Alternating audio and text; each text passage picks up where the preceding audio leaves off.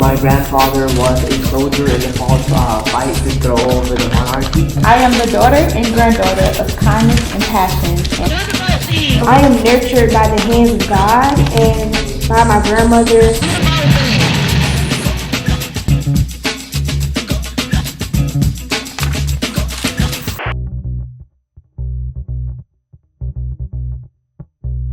We have a very important election coming up. Every election is important. But I think more so than ever, like being a communications organization that understands who controls the narrative, controls the power. We thought, who are the voices of now? We can't do this without y'all. And so we want to make sure that you all are equipped, that you are informed, that you are nurtured, and that you are welcome into this movement space. Real change is happening when everyday people, young people, gotta understand enough is enough and do something about it.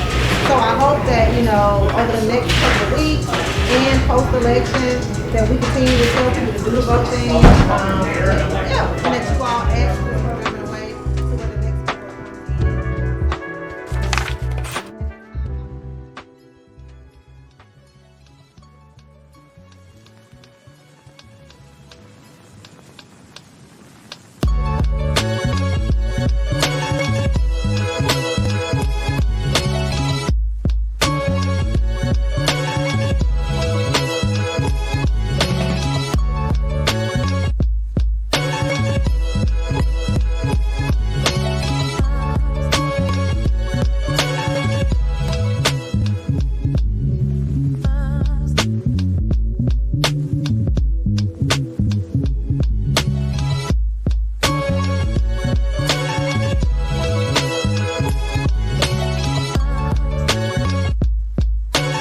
Do the Vote thing was birthed out of, one, my love and passion for the next generation of change agents.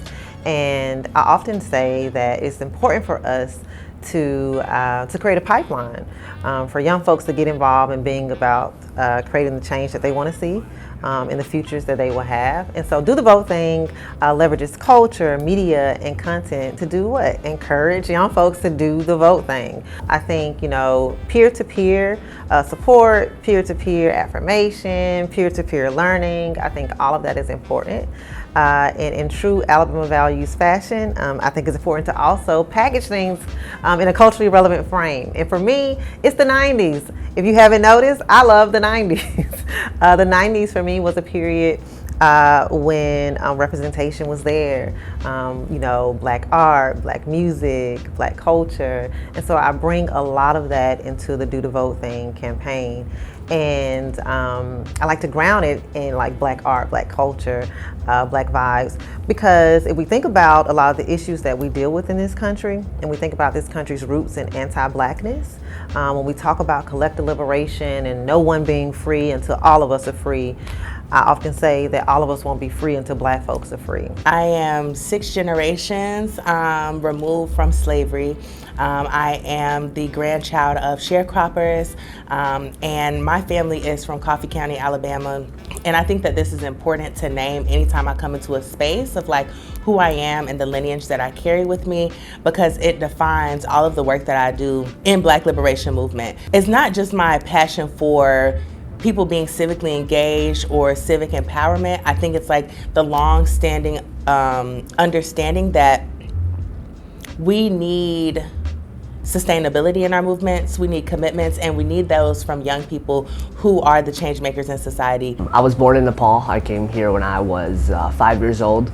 So that's probably one of the biggest things that this is the first year that the first election that my parents got the right to vote. We got our citizenship, so that's probably one of the biggest things, reasons I joined here was because I understand how important it is to be just watching instead of having the right to vote and do something to create change local, state level, and national level. And so, my parents watched for many elections, and a lot of presidencies went by where, the policy they were advocating for didn't align with us, but there was nothing that we can do. And so I understand how important it is that when you have the power to do something to create that change. Well, the thing that brought me to do the vote thing was the fact that their whole mission is to inform the students about why it's important to vote, why you have to get out and let your voices be heard, but also why it's important to build the legacy for the next generation to come. I find do the vote thing very important for people that my age and generation of Gen Z to be able to vote and not be scared to vote and actually know what it means to vote. What got me into wanting to be in this program is I was really curious on where I can do and how can I do it to help others just like me and connect to others about do the vote thing.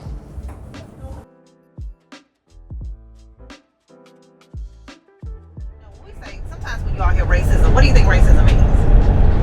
I think it's discrimination against color or race. I mean, against race or I guess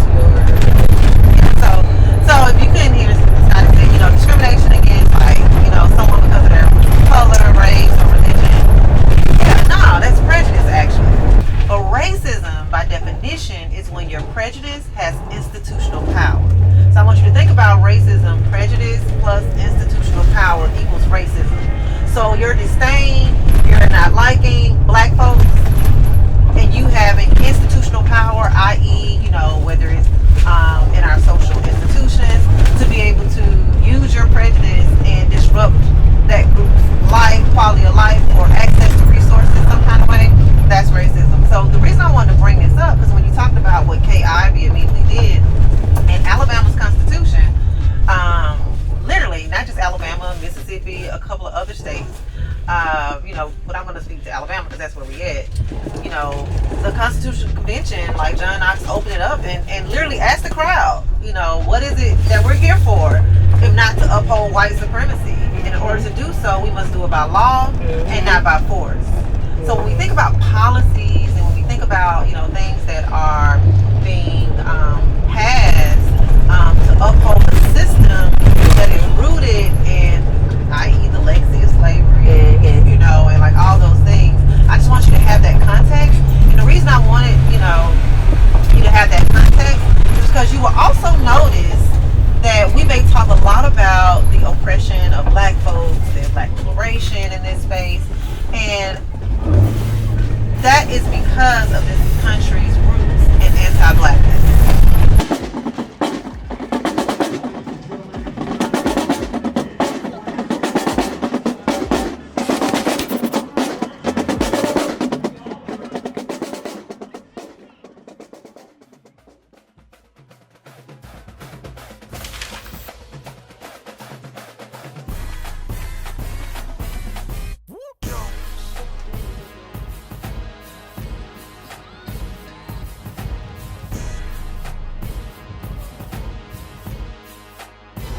Our young people, our older people, our middle-aged people, to continue to come out and vote and make a difference in your voice.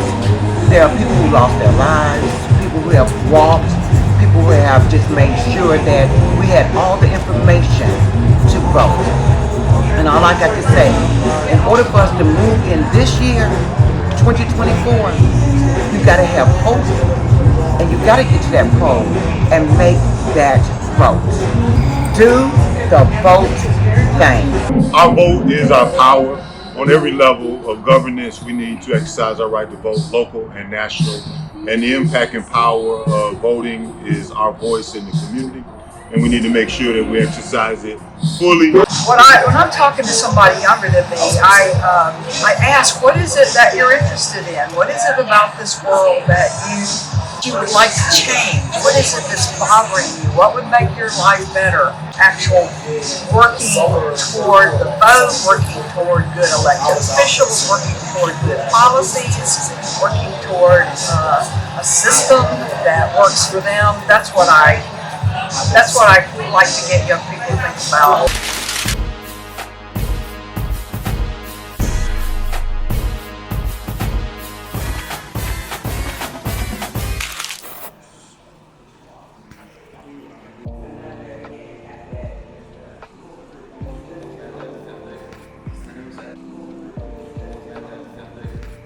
I am the daughter and granddaughter of kindness and passion, and I say this because I grew up in a household where I was always taught kindness is free, but you also got to have passion for the things that you believe you want to do, because that's the only way you can really accomplish your goals and feel successful. My grandfather was a soldier in Nepal's fight to throw over the monarchy. It was a civil war, and he risked his life to try to fight for the change. So that's how I was raised, to kind of not just wait, but do something where you can help create the change that you're looking for. I am nurtured by the hands of God and by my grandmother, and she was like the only one that was truly able to see my eyes, and she taught me that I can see other people's eyes of understanding and listening, taking their time to listen to other people's stories, because I think that's important. I am who I am because I am a reformer. I am who I am because I am optimistic. I am who I am because I'm willing to speak for people who have lost their voices. I've been on my own since I was like 16 years old, so I moved out while I was a senior in high school. And that weight of being a young person in the world when you're just like unprepared, don't know, I still feel that. My grandmother's hands, an untouched nation. I'm looking for something, and I'm living a life now that is constantly searching for an untouched nation, i.e. a place that I can exist that doesn't have capitalism, that doesn't have racism, that doesn't have white supremacy, where I can see my children just being free. The commonality of the struggle, I am down for my people. So my people or whoever is down for me. On your campus, what's your plan for conducting your community analysis? Well, my plan is to observe the students and get to talk with each one of them, and maybe have a group and discuss their values and morals of why they want to vote and who they want to vote, and answer some questions for them. One way that I plan to tackle the voting crisis on my campus by doing a community analysis, I plan to do one-on-one interviews with the student body to see exactly why they plan to vote, what are the issues that is important to them and that surrounds voting, and how does it impact their family and their daily lives when it comes to policies that are being passed and laws. I plan on conducting my community analysis 2 different ways. The first would be getting the opinions of the students. I'm going to do that 3 different ways. So there's class wraps, where I go from different classes and I ask the opinions of people in the class, see what issues bother them. The second will be through school events, such as setting up a table, having people come and talk to me for longer periods of time than the class wraps would be. And then the third would be just one-on-one classic interviews, where people, it's just me and the person, they're not afraid to voice their opinions and have their beliefs, and just give and create a free space for opinion and discourse.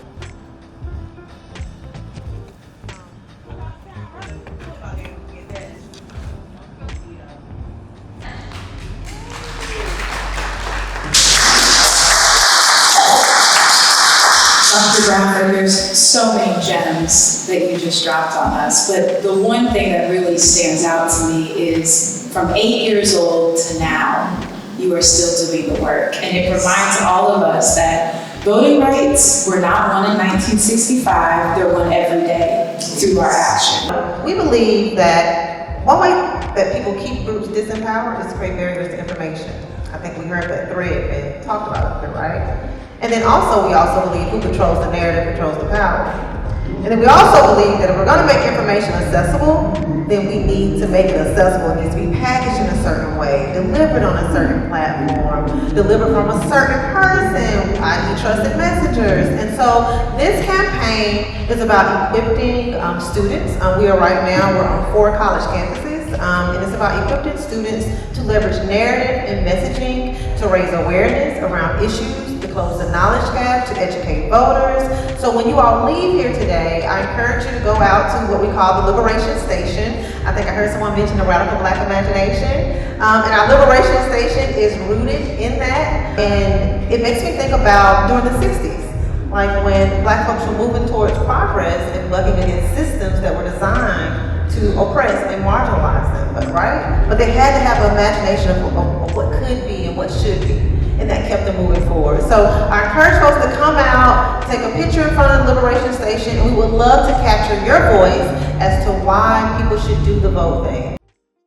Hey y'all. Hey. Look, we have had a busy day, right? I just want to say, like, I hope that through the workshops, through the hands-on activities, to being in community, like, you all are really, really taking some things back with you. We thought that it would be befitting for us to just come together, break bread together, literally kick back and hang out with some of our partners. They're going to perform. They will be doing a workshop tomorrow around the intersectionality of art, culture, and social change. But for tonight, we're going to hang out and we're going to share our gifts and talents with each other. So I just want to just thank everybody again. I think we have some guests, so I want to thank our guests for coming and hanging out.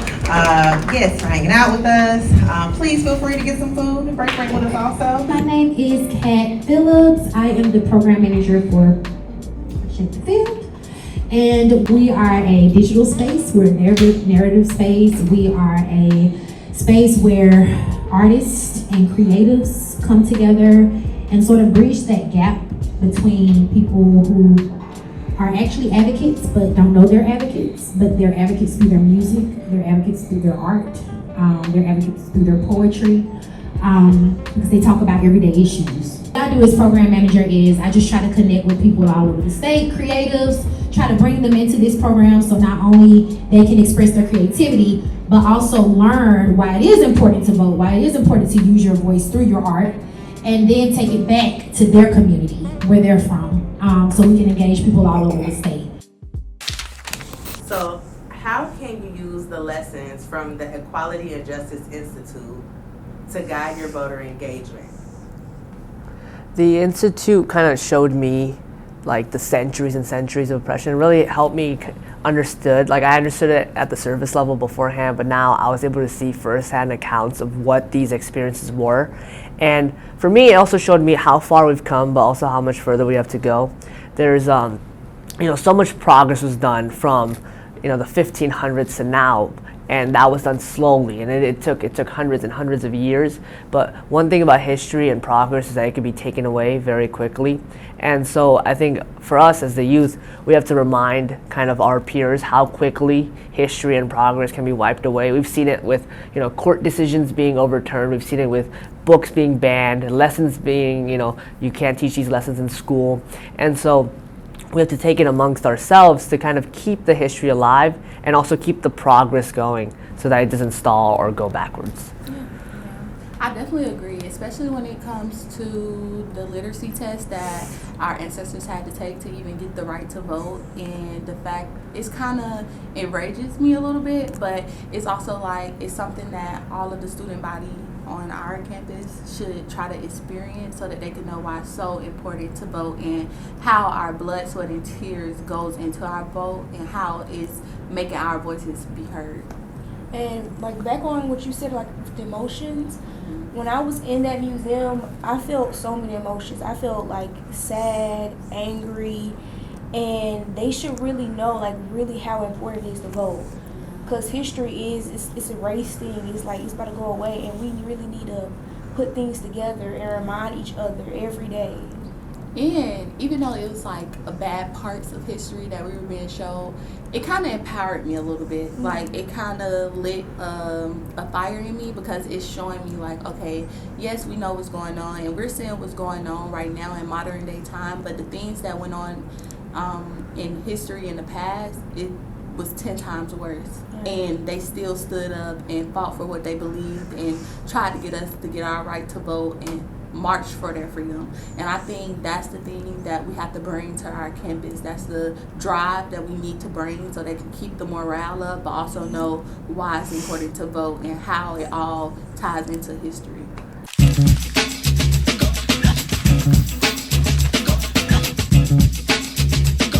Do the vote thing. Do the vote thing. Do the vote thing. Do the vote thing. Do the vote thing.